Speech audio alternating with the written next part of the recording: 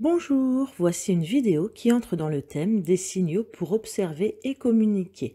Et nous allons parler ici des signaux lumineux.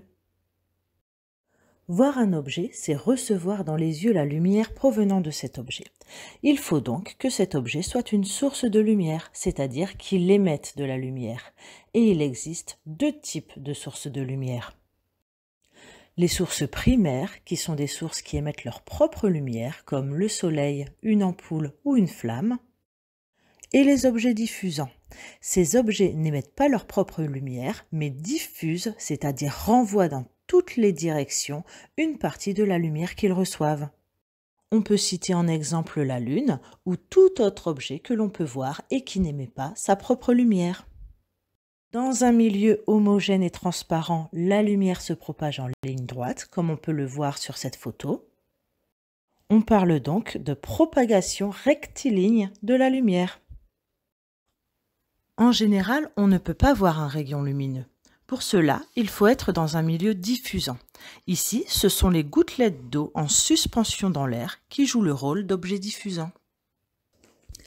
Afin de visualiser le trajet emprunté par la lumière, on modélise un rayon lumineux par une demi-droite munie d'une flèche qui part de la source.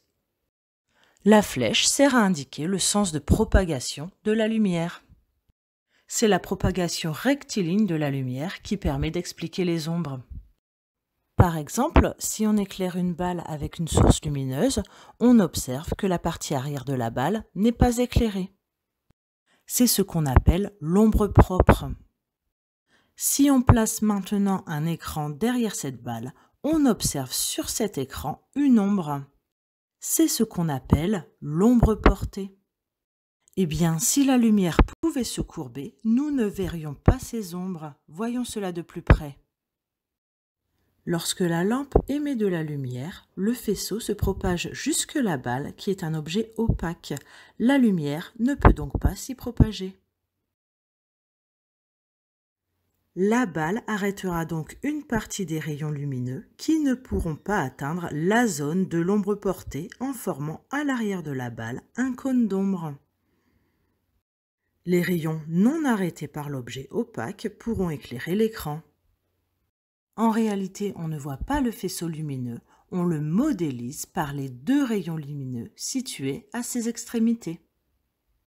En traçant ces rayons, on se rend compte que s'ils pouvaient se courber, on ne verrait pas d'ombre. La lumière se propage donc en ligne droite. Et c'est grâce à ce phénomène qu'on peut expliquer les éclipses, qu'elles soient solaires ou lunaires.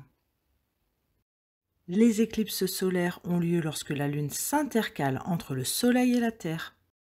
La zone sur Terre correspondant à l'ombre portée de la Lune est la zone d'où l'on peut observer l'éclipse. Les rayons émis par le Soleil n'atteignent pas cette zone, on ne peut donc plus y voir le Soleil. Les éclipses lunaires ont lieu quant à elles lorsque la Lune entre dans le cône d'ombre de la Terre.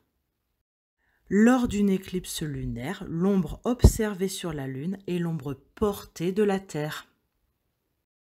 Donc la lumière se propage en ligne droite et elle ne se propage pas instantanément.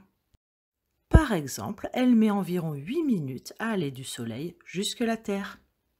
La lumière possède donc une vitesse et elle parcourt 300 000 km en une seconde.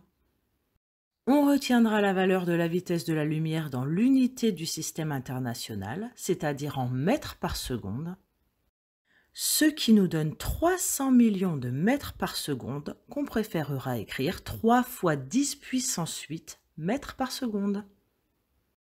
Voilà, nous avons vu dans cette vidéo que pour voir un objet, il fallait qu'il soit une source primaire, soit un objet diffusant éclairé par une source. Nous avons également vu que la lumière se propage en ligne droite, on parle ainsi de propagation rectiligne. Et enfin, que la lumière se propageait dans le vide à la vitesse de 300 millions de mètres par seconde.